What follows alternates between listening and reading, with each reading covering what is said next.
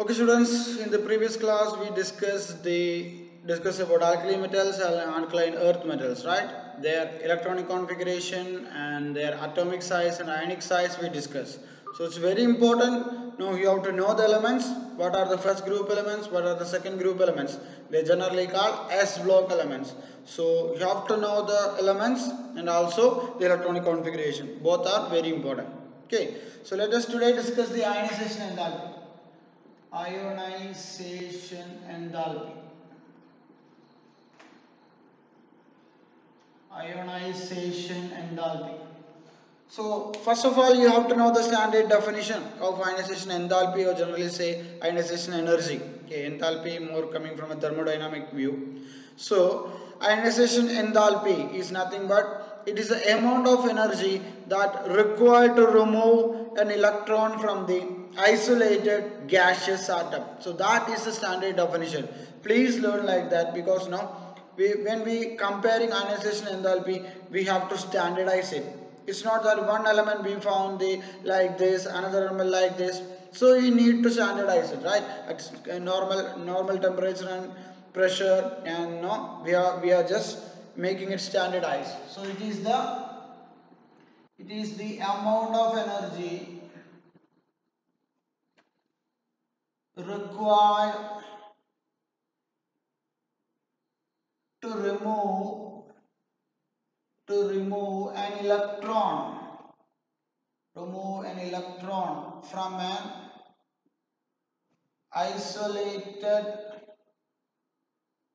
gaseous atom. Okay, so this is the case. Now we want to remove electron. How much energy we require? That part now we generally discuss in ionization enthalpy. So look at the value, comparison of value. Lithium, sodium, potassium, rubidium, cesium, and we just excluded this francium. Okay, since it's radioactive. So lithium having the highest value, that is 520.3 kilojoule per mole. The value you doesn't need to by heart, but no, these values definitely help you to compare the ionization enthalpy of these metals. Okay, so first point, you can imagine lithium is the having the highest ionization enthalpy, and cesium having the lowest ionization enthalpy. Others are coming in between, 495 something, 95.8, and next one 418.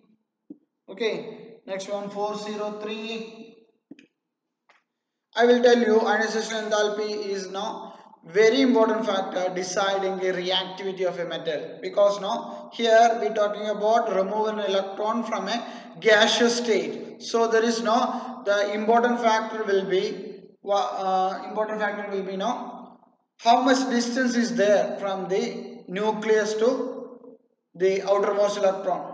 We know, now we yesterday discussed the electronic configuration. We know the outermost electron that is present in the 2s1 in the case of lithium.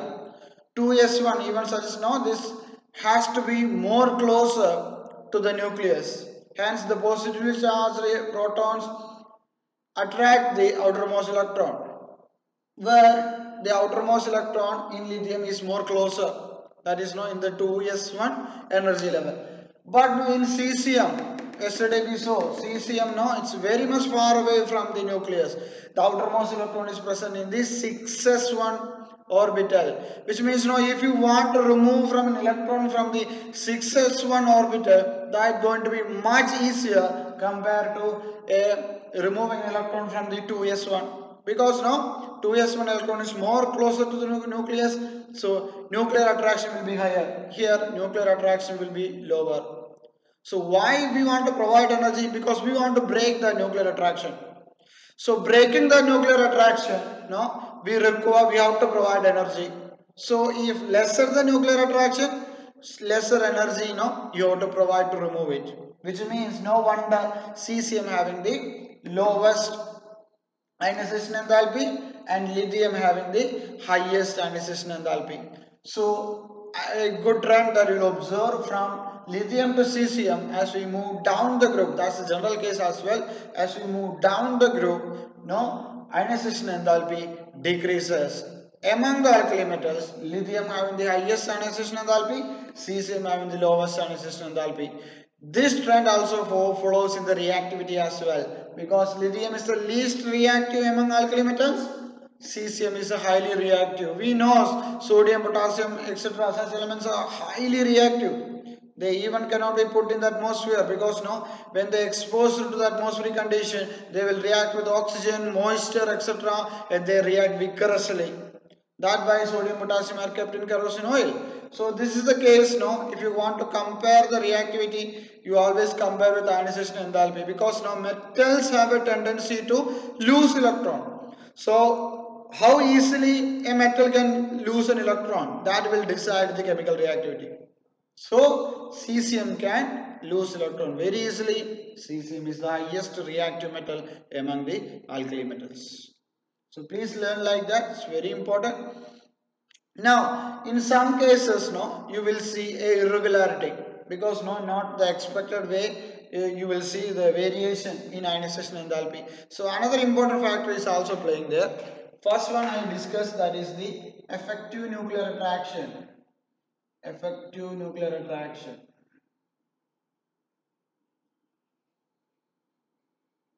Now, this we can say the main important point, which means now, what is the net effect nuclear attraction felt by the outermost electron? That will be decided by some factor. One is now in which energy level that is present. If it is not present in lower energy level, definitely that now it experience more nuclear attraction. So that in that sense I can say distance from the nucleus to the outermost electron,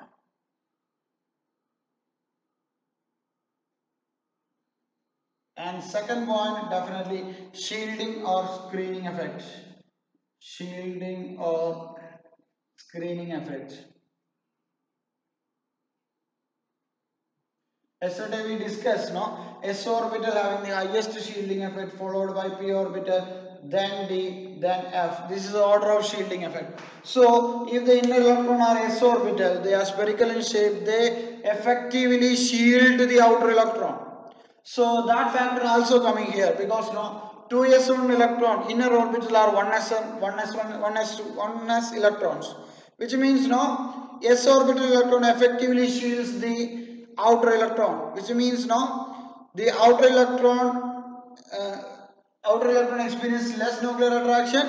Oh no, this is not the shielding effect, that much is there, because no, this electron perfectly shield the outer electron. So which means no, yes, there is no nuclear attraction is there. For some cases this shielding effect may not be there, because here even though shielding effect is there, but now in the lithium case it's very much closer to the nucleus, right?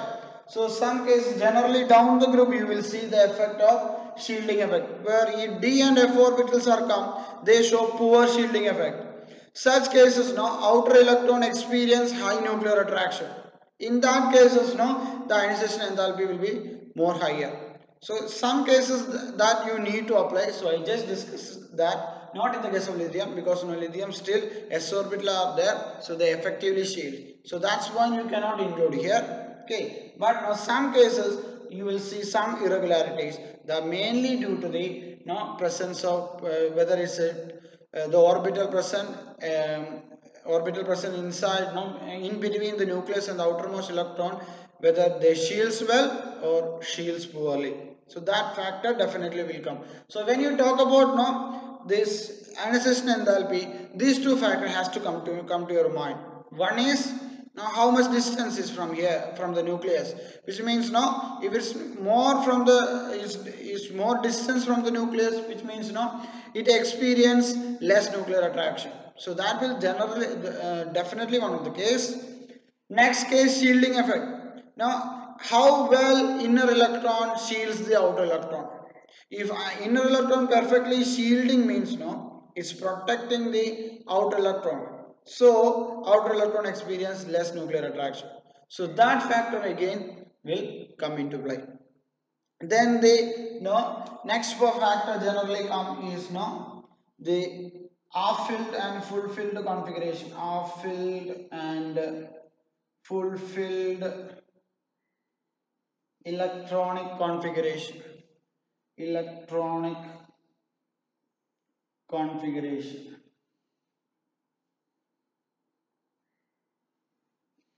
In some cases, there will be a case where there will be a case where the electron having the a particular element having the half filled configuration or full filled electronic configuration. That means that is a more stable state or preferred state for an element, which means it doesn't want to lose that electron. So doesn't want to lose that extra stability. So if you still want to remove an electron, you may have to provide higher energy.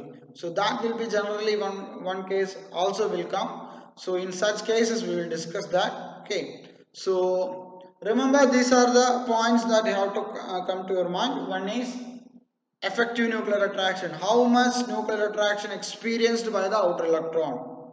Second case, distance from the nucleus.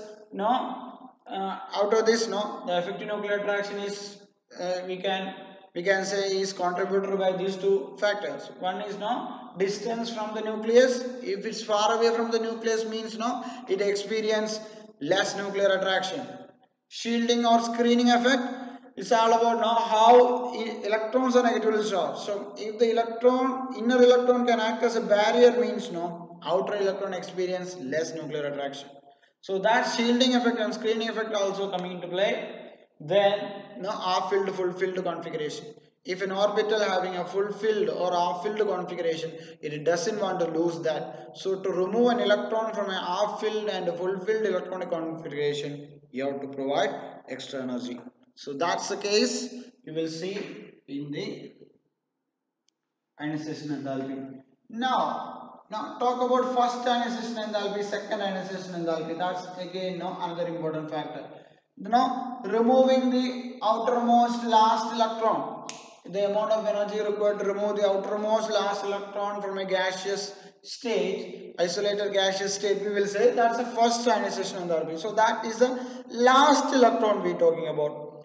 So if you want to remove the second last electron, that means one electron is already removed. Now you want to remove still one more. That we call second ionization enthalpy. Remember, second ionization enthalpy will be always greater than first ionization enthalpy.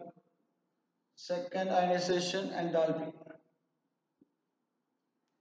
Second ionization enthalpy will be always greater than first ionization enthalpy because now here the effective nuclear attraction increases. So let me give an example with lithium.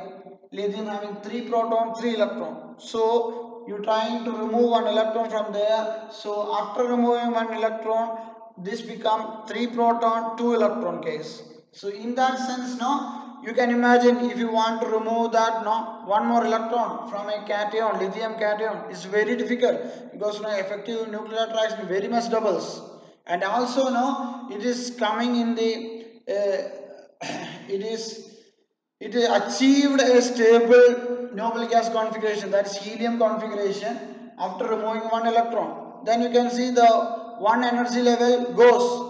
In lithium, the outermost electron was in 2s1 orbital. After removing the 2s1 orbital, the next electron is present in the 1s orbital. That's especially 1s2 configuration is very, very stable helium. And remember that 1s2 electron experience highest nuclear attraction because it's very much closer to the nucleus. To remove an electron from from a cation, it's going to be very difficult generally. That why we will say second ionization in the enthalpy in any animal, in any element, that will be generally higher compared to first ionization enthalpy. That's always the case. Now, but here you will see in alkali metals, you will see the second ionization enthalpy is exceptionally higher, that I discussed before, because after remove the first electron, the alkali metals achieved the noble gas configuration or stable electronic configuration. To remove the second electron from the alkali metals is going to be really tough. So let us have that value. Look at the difference. It was 520 for lithium. Now it has become 7305 kilojoule per mole. That shows the extraordinary increase there. To remove that electron, you have to provide that much energy. For now sodium, it will be 4569.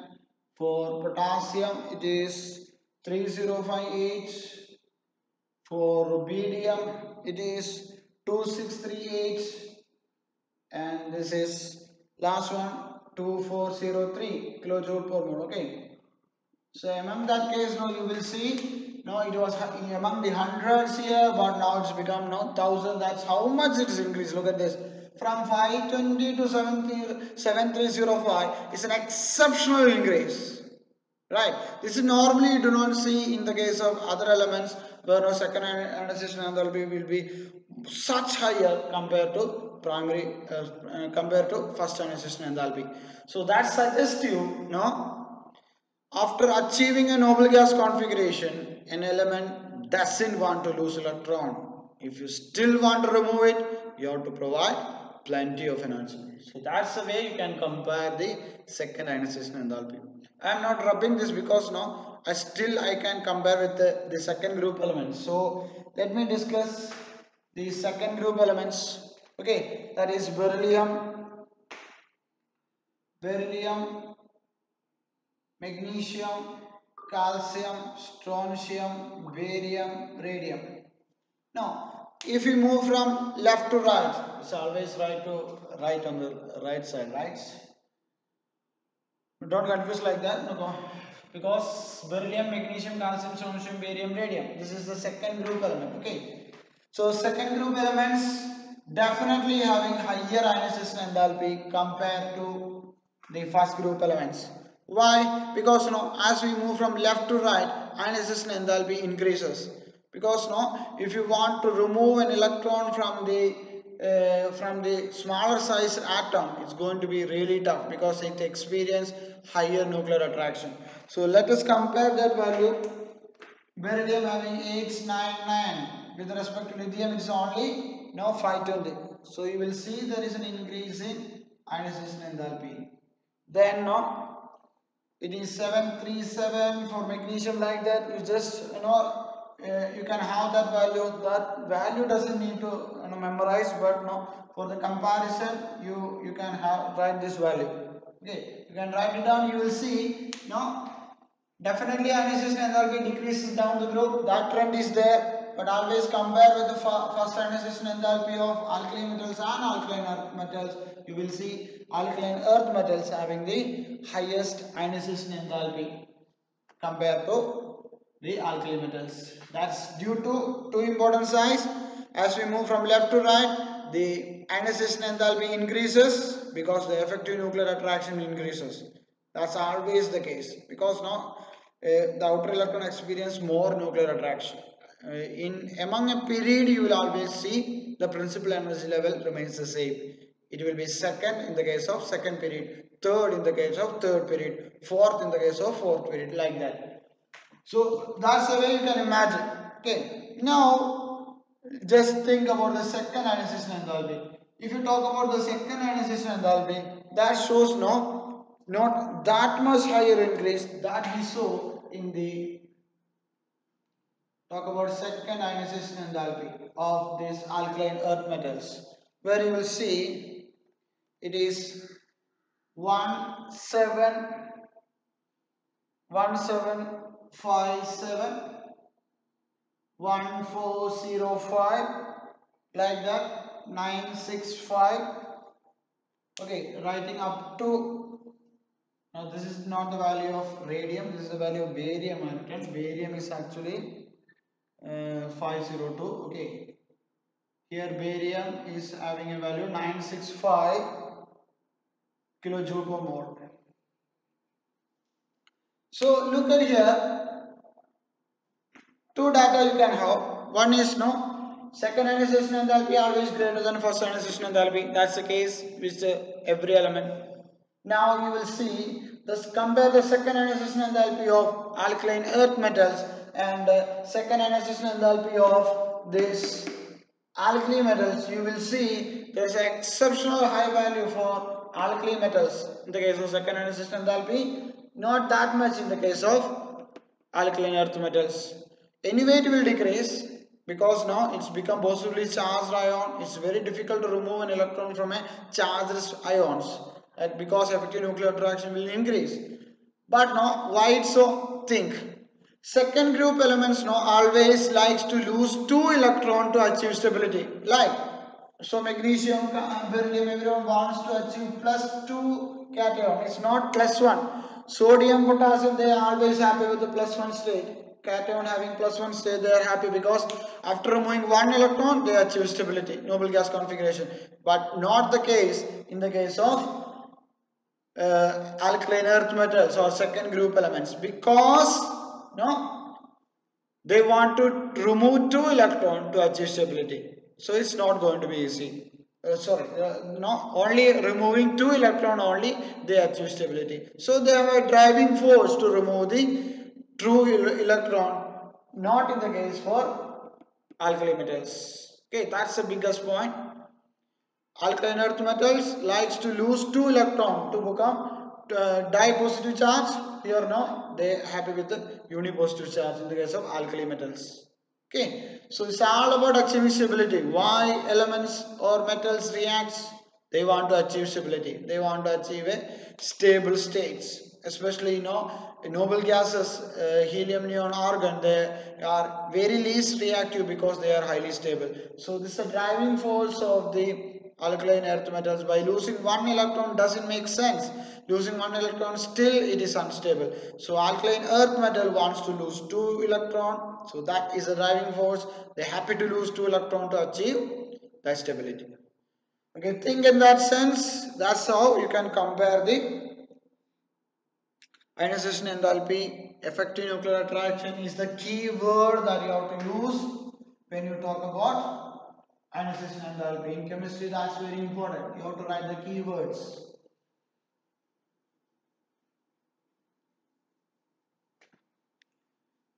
Please note the points along with the classes. Okay, when points are writing, points are saying, it's very important. You have to note it down. Okay. Next, we can discuss hydration enthalpy.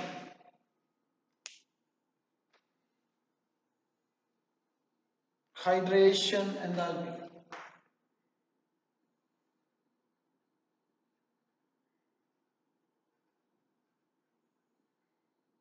First of all, what is an hydration enthalpy? Hydration enthalpy we discuss more in thermodynamics. It is the amount of energy that is now released when a charged ion forming a bond with the water. So now we know when ionic compounds dissolves in water, because now when ionic compounds now dissolves in water, they separate into ions.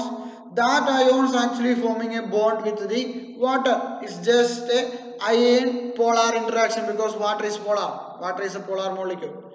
So there will be ion polar bond, or you can imagine the ions forming a bond with water. So in thermodynamics, when a bond is forming, the energy will be released. Since now it's forming with a bond with water, we will call hydration enthalpy. So most of the cases, hydration enthalpy will be negative, because now its energy is releasing. When energy is released, we use negative value. Remember, when energy we require to provide, we generally give positive value. That's a thermodynamics sense. In thermodynamics law, we will apply that rule. Okay. So when energy is released, we will say we will put negative value, that much energy. For example, minus 300 kilojoule per mole, which means now it will release 300 kilojoule per mole. Release 300 kilojoule. That's the way you have to understand. So write the definition of hydration enthalpy. It is the amount of energy released when an ion forms a when we can say standardized is when one mole of an ion forms a bond with the water. Remember, it's due to the polar nature of this ions. They are polar nature of this compound, like any compounds. One is positively, one negatively charged. That's why they're dissolving. We will see non-polar compounds like methane, hexane. Such compounds do not dissolve in water. There is no real polarity is there. So remember, polar substance dissolves in polar solvent. Non-polar substance dissolves in non-polar solvent. So this is the case. A charge separation is there in ionic compound. One is positively charged, another is negatively charged. That why they can able to dissolve in water, because water is polar. If you want to dissolve in polar, some sort of polarity is required in your compound. So now when they forming a bond, they releases energy. That how much? That is the case. We talk about hydration enthalpy. So it is found that lithium having the highest hydration enthalpy among the alkali metals. Lithium, sodium, talk about hydration enthalpy of lithium ion. It is now really larger compared to other sodium, potassium, rubidium, cesium. Here you will see lithium having minus 506, which means this much of energy is released when one mole of lithium forming a bond with the water. So lithium ion highest, sodium ions having minus 406. It decreases, and cesium ion will be around minus 276. So that's another trend you will observe. When we move from top to bottom, from lithium to cesium, you will see lithium having the highest hydration enthalpy. That's main reason is the smaller size. Smaller the size,